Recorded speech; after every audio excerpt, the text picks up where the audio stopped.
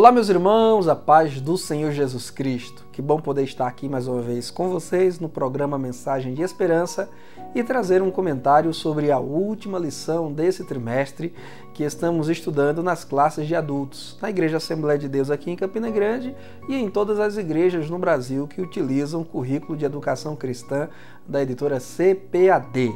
Esse trimestre que estamos findando essa semana, estudamos nas classes de adultos sobre o tema A Raça Humana, Origem, Queda e Redenção. Essa lição que tenho em mãos foi comentada pelo pastor Claudionor de Andrade, que é um dos mais abalizados teólogos da Igreja Assembleia de Deus no Brasil. Foram estudos durante esses 3 primeiros meses de 2020 dentro daquela matéria que em teologia sistemática nós chamamos de antropologia, que é o estudo do homem.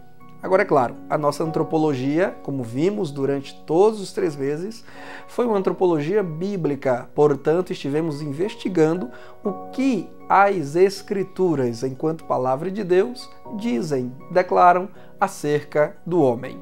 Louva a Deus pela sua vida, você, caro telespectador, que durante esses 3 primeiros meses esteve aqui nos acompanhando em nossos comentários no programa Mensagem de Esperança, e também a você que esteve frequentando a escola bíblica dominical na sua igreja. Eu espero que neste próximo trimestre que já se avizinha, nós possamos manter este mesmo compromisso de buscarmos a Deus e investigarmos as suas sagradas escrituras para sabermos o que Ele deseja para a nossa vida.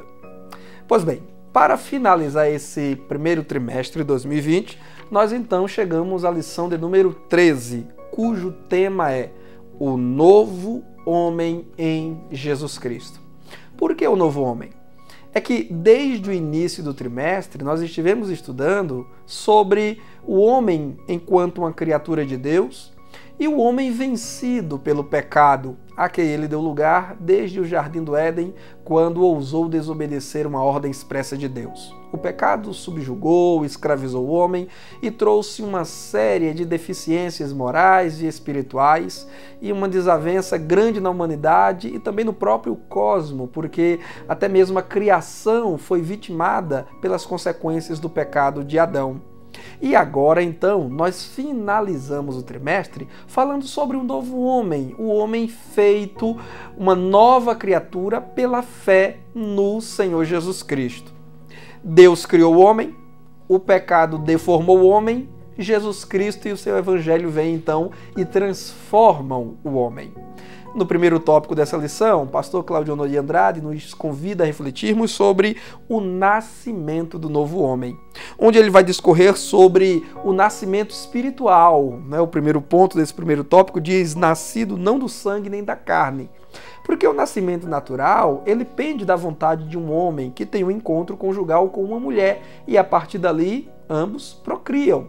Entretanto, o novo nascimento, que constitui o homem espiritual, ele não é um nascimento segundo a vontade da carne, mas segundo a vontade de Deus. E a vontade de Deus para o homem é que todos nós creiamos em Jesus Cristo, a quem Ele enviou para resgatar a raça humana do pecado.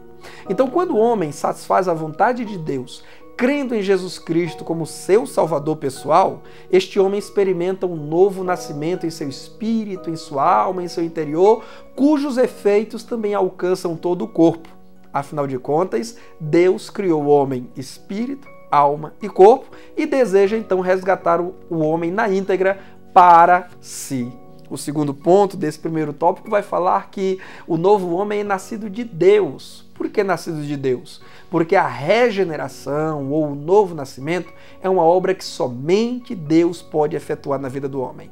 A escola não pode fazer, a universidade não pode fazer, políticas públicas não podem fazer, o homem um novo ser, uma nova criatura. Somente Deus, naqueles que creem em Cristo Jesus. O terceiro ponto desse primeiro tópico vai falar sobre o batismo nas águas. Jesus havia dito a Nicodemos, no famoso capítulo de João, capítulo 3, que é necessário nascer da água e do Espírito. Do Espírito porque o Espírito Santo é quem convence o homem do pecado, da justiça e do juízo. É Ele quem produz em nosso interior a conversão e a mudança de vida. Mas também é necessário que o homem tenha uma experiência de batismo nas águas. Você sabe que foi Jesus quem ordenou o batismo nas águas para todo aquele que nele crê. Ninguém é batizado para ser salvo, pois o batismo não tem um efeito salvífico.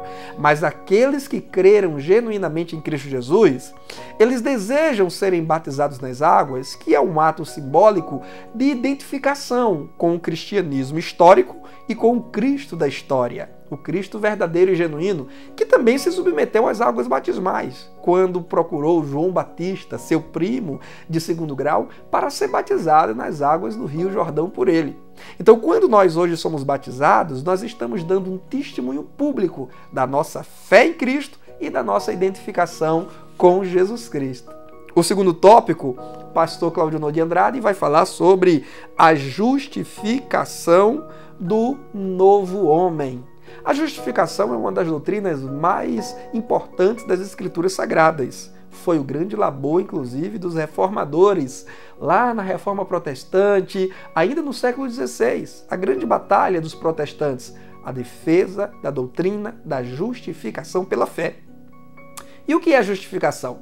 Justificação é Deus declarando pecadores, culpados, que creem em Jesus Cristo como inocentes no grande tribunal espiritual. O pecado nos faz culpados diante de Deus e dignos de sentença de morte.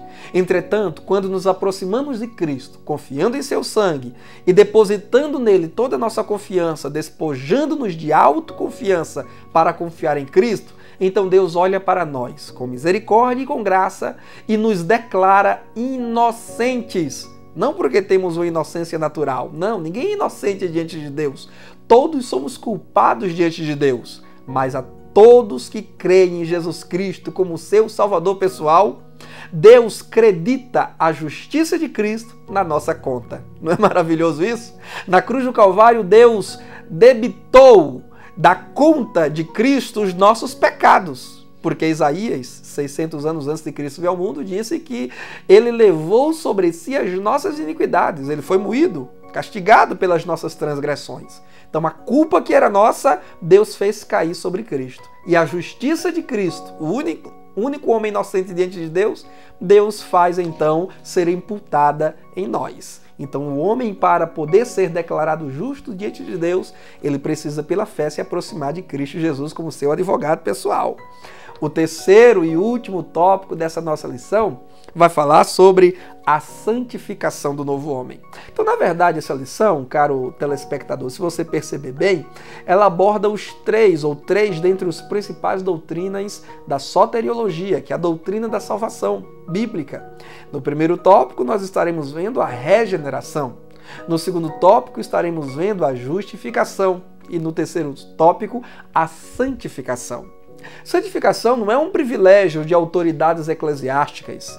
Santificação não é um processo a que apenas algumas ilustres figuras dentro do cristianismo passam. Na verdade, todos quantos se aproximam de Cristo pela fé e nele creem, experimentam a santificação posicional, que é a mudança do estado de pecador perdido para a posição de salvo, redimido em Cristo Jesus, que agora já não mais estará dedicado às coisas do mundo, mas dedicado às coisas de Deus. Portanto, todos nós que cremos em Cristo podemos nos reconhecer como santos, e isso não é pretensão humana, é a Escritura quem nos assegura. A Bíblia diz que nós somos santos, fomos santificados pelo sangue de Jesus Cristo, o sangue da nova aliança.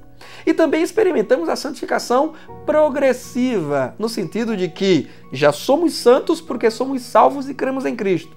Mas dia após dia nós vamos progredindo em santidade, vamos nos aperfeiçoando mais, o caráter de Cristo sendo gerado em nós, o amor de Cristo sendo produzido em nós. Como diz as Escrituras, vamos brilhando cada vez mais até ser dia perfeito. Inclusive, eu concluo com um texto que é justamente o nosso texto áureo.